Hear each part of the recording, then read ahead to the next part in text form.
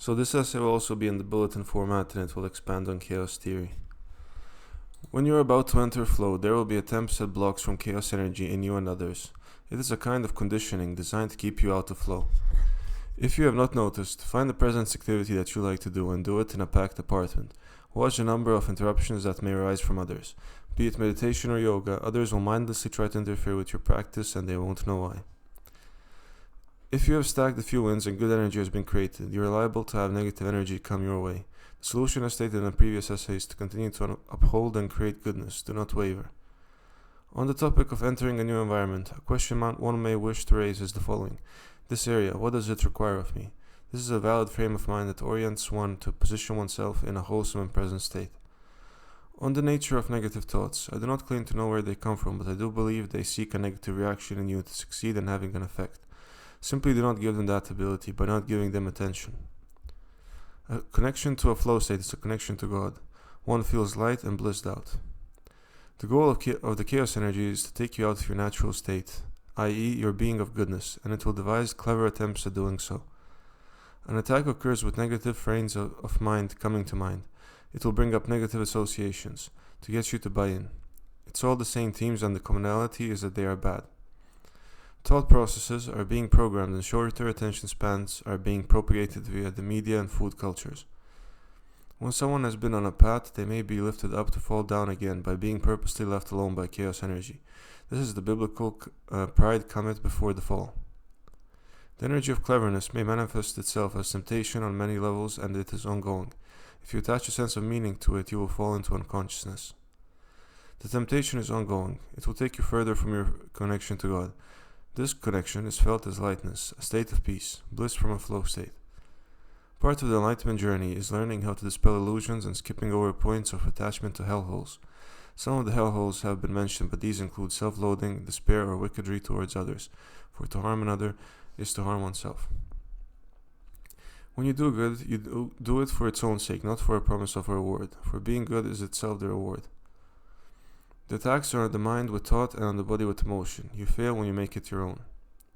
Accept your internal state to process it when it is negative. Surrender to the fire even if you don't like its nature. As people spread malevolence, chaos energy rewards them and they are left alone by it periodically.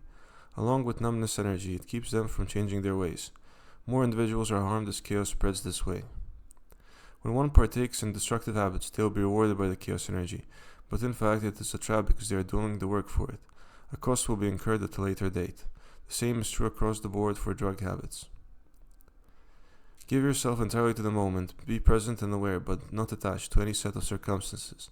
That is the right orientation. One may fall for the attachments that come with being human, the needs we have taken to be ultimate ones.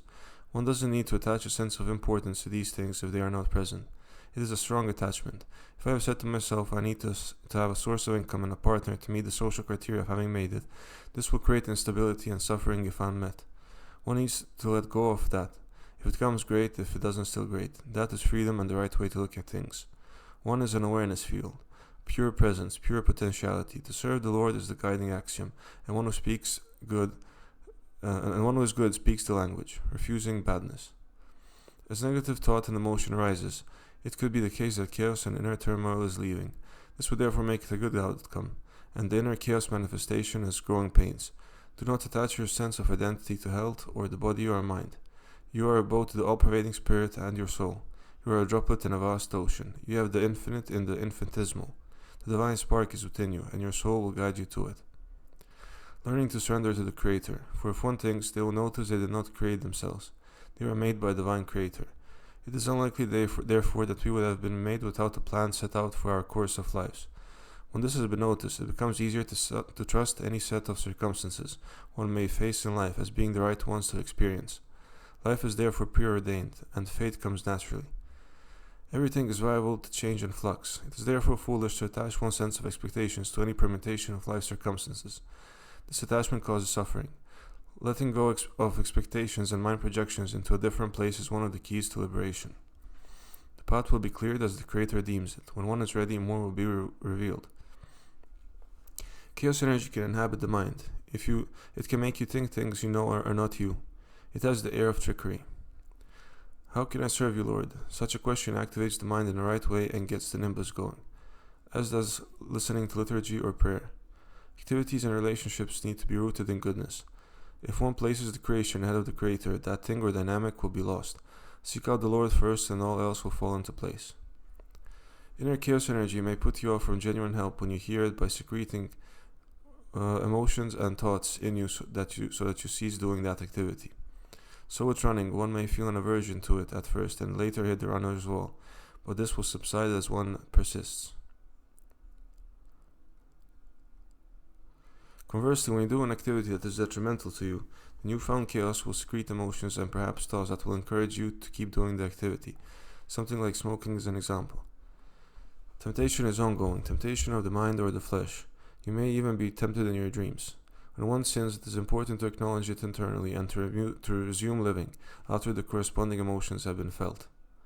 Your soul will guide you to where you need to go, your intuition, but you need to learn to sense it. The soul guides us in our daily lives. It tells us what to do and where to go. There are attempts to take you away from your soul and society. Do not allow that to happen. Stay connected to the Creator. Being and goodness and true nature are one and the same. Stepping into badness is a sign one is dealing with chaos energy in them. Pointless conversations abound. It has the energy of decay. Growth and expansion naturally happens when one is on the side of good. But sometimes growth looks a bit different. Sometimes growth is going through a dark night of the soul, and everything seems to crumble. This is the root growing stage of growth, when one realigns with proper values and realizes what truly is important: to serve God and to do good, to be what they are meant to be, to help others, be kind. Do not ruminate on the future or stress about the past. As Jesus said, tomorrow has enough of its own troubles. If your focus is not on the present moment, you have a disjointed sense of time and of what is of importance. The eternal now is where one should base themselves on. Likewise, by maintaining goodness, one remains upright and bad karma is not created. This further helps keep the person present. Do not think about little me.